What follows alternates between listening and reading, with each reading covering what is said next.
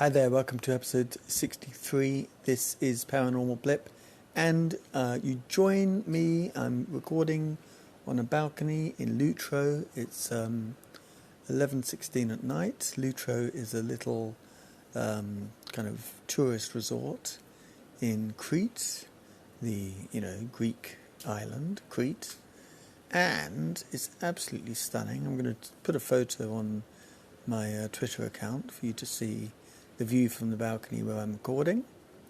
Okay, massive day. This is a bit of an unusual one because I want to just respond, but I don't have any clips or anything like that, which I'd usually obviously provide because I don't have my laptop on me because I'm on holiday, aren't I? Yeah. But, so we were given lots and lots of fascinating information from a kind of UAP, kind of follower. Not much of it was new, although there was a fascinating story that Representative Matt Gaetz told about this huge 100-foot red square that came out of the ocean that people saw, which was quite interesting. And, we got lots of very interesting details, especially from Grush. And so Grush said that there were non-human biologics, as he put it, which was, a bit of a kind of mic drop moment. And Grush also talked about crashed, kind of like absolutely certain that they have UAPs, the US government have UAPs, repeatedly said that there was a misinformation campaign, repeatedly said that there was a cover-up, essentially, and that information, what I mean by cover-up, is that, there is not a genuine congressional oversight to these kind of hidden UAP programs, okay? And one of the representatives said, is it that, kind of defense corporations or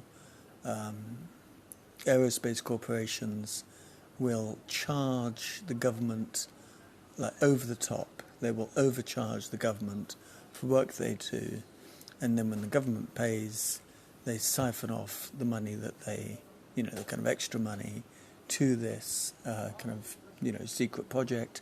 Is that essentially how it's funded? And Grush essentially confirmed that that's, that kind of looks like that. Yep. So Grush is very interesting because he's an incredibly impressive person. All three of them were absolutely extraordinary.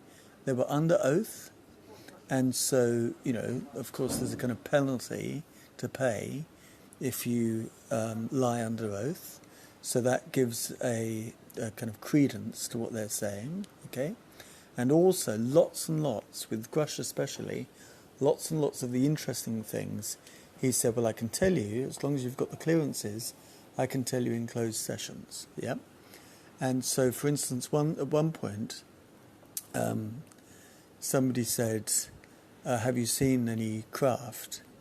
And he said, well, I can't tell you that in an open session. I can only tell you that in a closed session. And then later on someone said, have you seen any bodies? And he said, no. Which highly suggests to me, Columbo here, that he may have seen a craft. What do you think? So, oh mate, I want to play poker with Grush. Anyway, so that was really interesting, that his kind of going right up to the line. He mentioned News Nation. For folks that are, kind of supporters of George Knapp and News Nation and Jeremy Corbell and, all the rest of it, all that gang, it was extraordinary, to kind of hear, these people being referenced, and I was concerned last night that Birdship would kind of make it about himself. And there was a little bit of that, and it was a bit kind of, congratulatory. But having said that, I mean, it looks as if, from all accounts, it looks as if he is the one that has pushed this more than anyone else. Tim Burchett, who likes to say, dadgummit, and that's a spoonerism, isn't it, for God damn it. So because he's a Baptist, he probably doesn't want to, well, clearly, he doesn't want to blaspheme as he would see it. So instead of saying God damn it, he says dadgummit, which is very, incredibly charming and, really, I mean, I politically I'm quite in opposition to, most of his stances on most issues. But of course, this is a bipartisan, movement here in the Senate and in the Congress overall, in the House as well.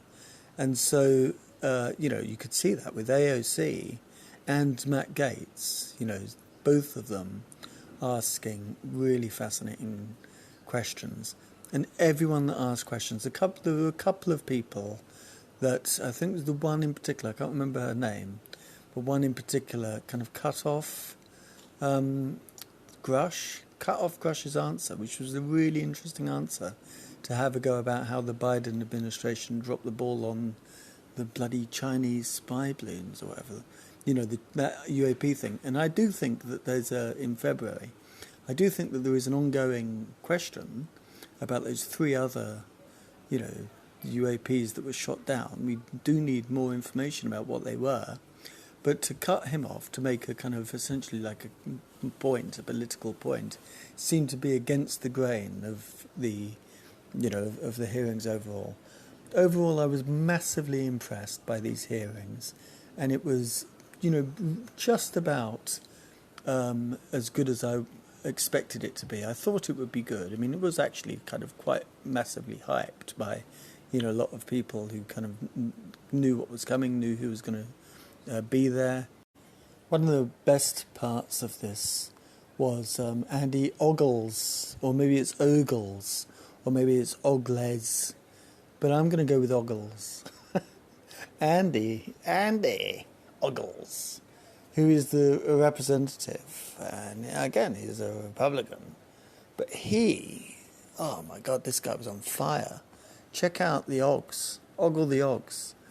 He was absolutely on fire and was absolutely brilliant. Probably my favourite part, apart from like specific things that Grush said, which was really good to kind of have them in there, And the media response has been essentially overwhelming. Okay, I'll speak to that in a second. But anyway, back to the Ogles. So Andy Ogles said a series of very quick, sharp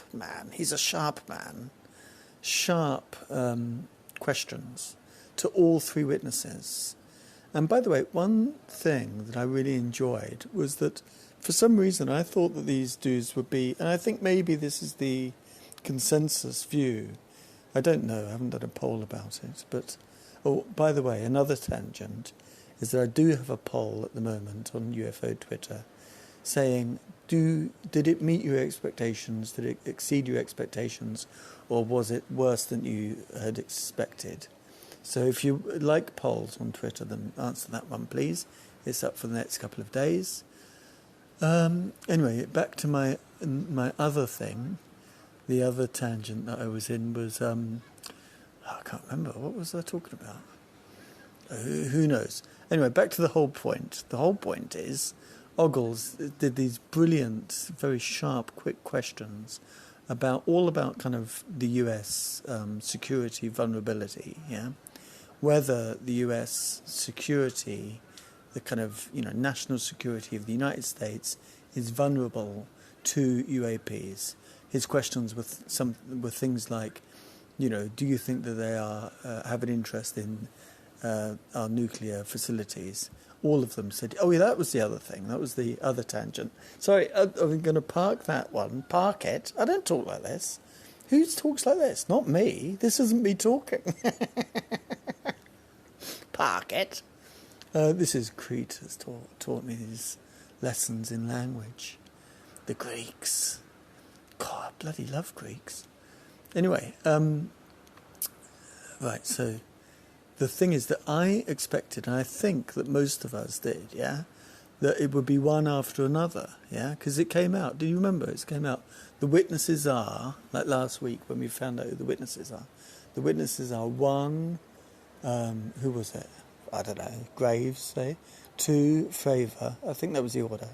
1 Graves, 2 Favour, 3 Grush. And the order sitting at the table, they were all together, yeah? Because I thought, and I think most of us thought, was that they would all be separate, like individual, you know, firstly Graves, then Favour, then Grush, yeah? 1, 2, 3, because it said 1, 2, 3 for crying out loud. But even they couldn't even get the bloody order right, because it said 1, 2, 3. In the 2 that was published, that was Favour. But who was 2 in real life? Sitting in the middle was Grush. So, and they were all there at the same time. Yeah, God, this place is absolutely stunning. I'm on this balcony, right, and I'll give you a little verbal pic in a second. Anyway, slightly distracted by the ridiculous beauty of where I am, and go to Twitter for that as well. Yeah, at Paranormal Blip at Paranormal Blip on Twitter. Right, anyway, so it was really lovely to see all 3 of them, and it was much, much better than just one after another. I don't know why I thought it would be all one after another, apart from just the text layout, you know. Anyway, back to my point about Ogles. Ogles said things like, you know, do you think that they are have the capacity and are potentially monitoring our defences? Do you think they are testing our defences? Do you think that we are vulnerable to them? Do you think that they are capable of averting any, defensive manoeuvres that we would make against them? Those kind of questions. And all of the people, lock, stock and barrel, all of the 3 witnesses, Grush, Graves and Favour, were like, yes, yes, yes, yes, yes. And it was absolutely beautiful. So check that out on the Ogles machine. Andy Ogles is his name, but it might be pronounced Ogles. I think it probably is pronounced Ogles, yeah. So, right, let me just go into a little description of where I am. So I'm in a place called Lutro, which is in the south of Crete, and you can only get to this place by boat, okay? And coming in is like, you know, a kind of James Bond movie type setting, yeah? It's a little cove, and around which there's roughly 100 buildings. Each of them are approximately maybe 4 stories high, and all of them are painted white, and all of them have got little blue decor. So kind of white and blue is the kind of Cretan colours. There's lots and lots of places in the kind of Greek islands that go with this white and blue, and Lutro is one of them. And it's set it's just like a tiny little kind of natural cove, like on a mountain, like at the bottom of a big bloody mountain, a massive mountain. I'm looking at it's coming up to midnight now, so I'm looking at the outline of a mountain here, kind of looming, ominous, black shape, essentially. It's like extraordinary. It's like very Nolan-esque, Gary Nolan-esque, not Christopher Nolan. And anyway, so that's the score. And what you do is you pop over the mountain to go to this other place that is even more secluded, called Phoenix. Okay, not Phoenix, Arizona, and not Phoenix in Egypt, but Phoenix in Crete. So the plan is to go to Phoenix, but today it was like 40 degrees. It was so hot. As you probably know, this part of the world, like Greece and other parts of southern Europe, are going through an unprecedented heat wave at the moment. So it's too hot for me. As you know, I've got a heart condition. So, I mean, not many people can operate at 40 degrees, but I definitely can't. It is, I would say today was the hottest day I've ever had.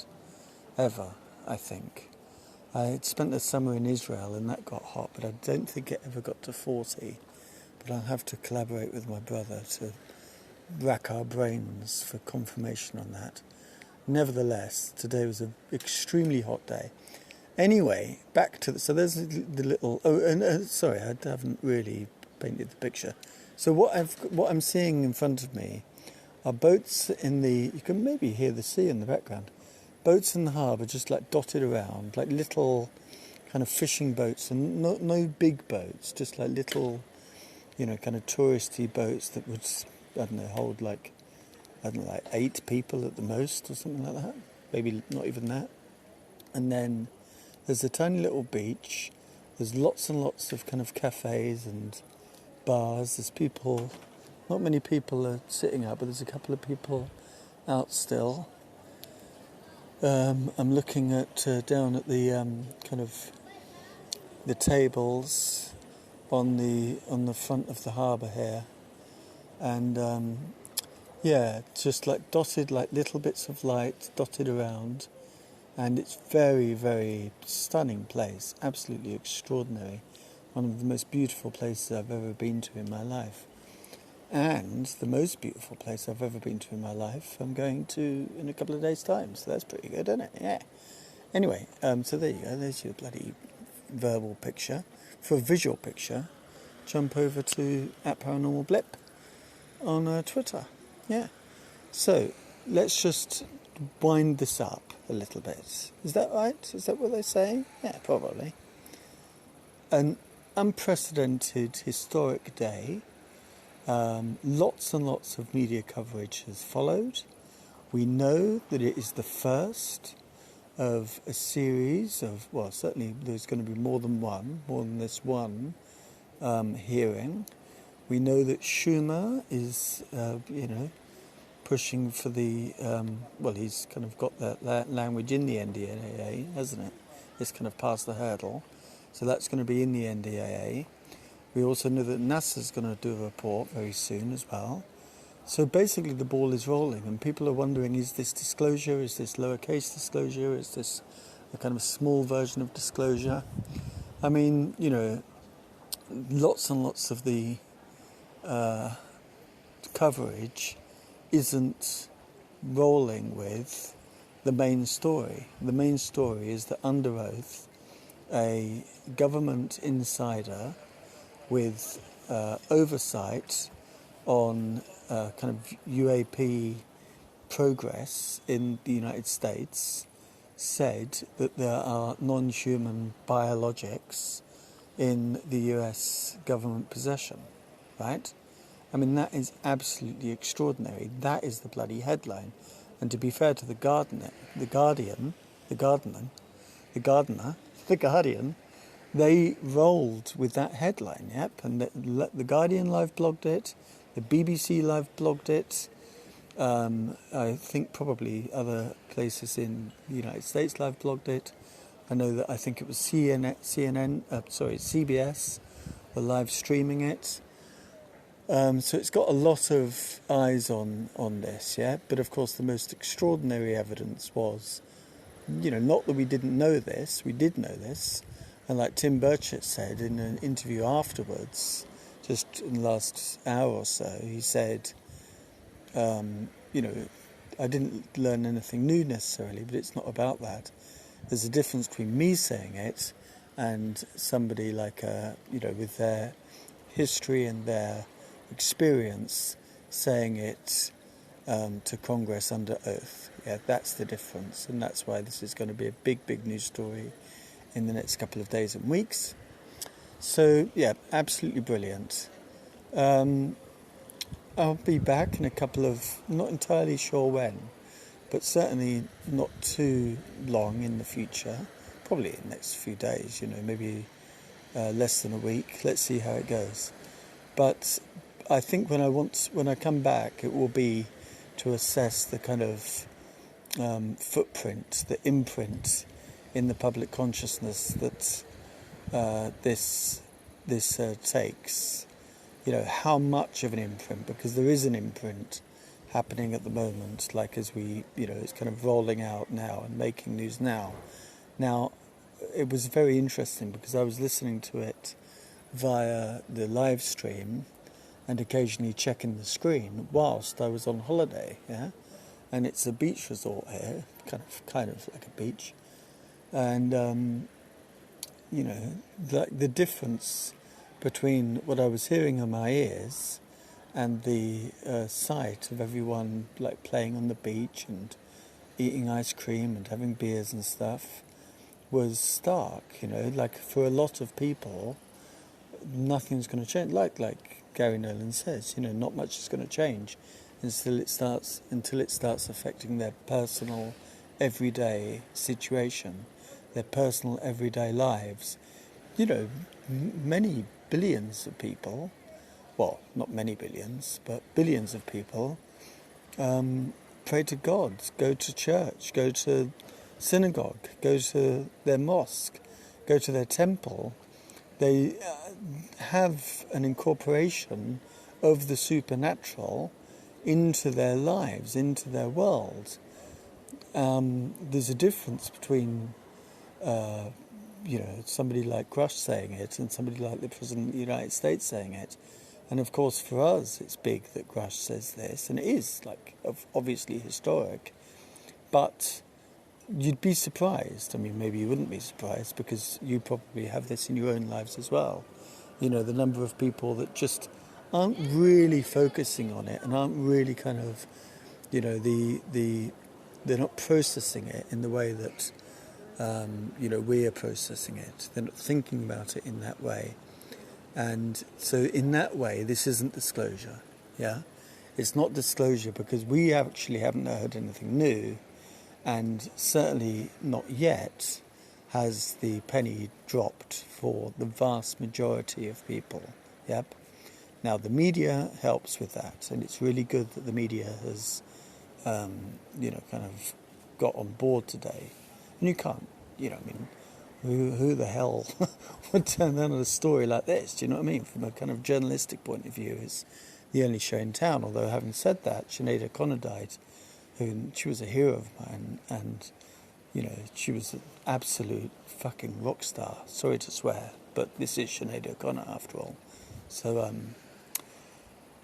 so that's, R.I.P. Sinead. But apart from Sinead O'Connor passing away, this is probably the biggest story of the day, yeah?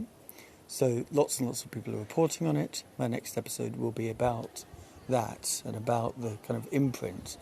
One last thing to say on that. AMC Cinemas in the United States sent out a tweet saying, but which kind of aliens are they? And then lots of different photos of aliens from films.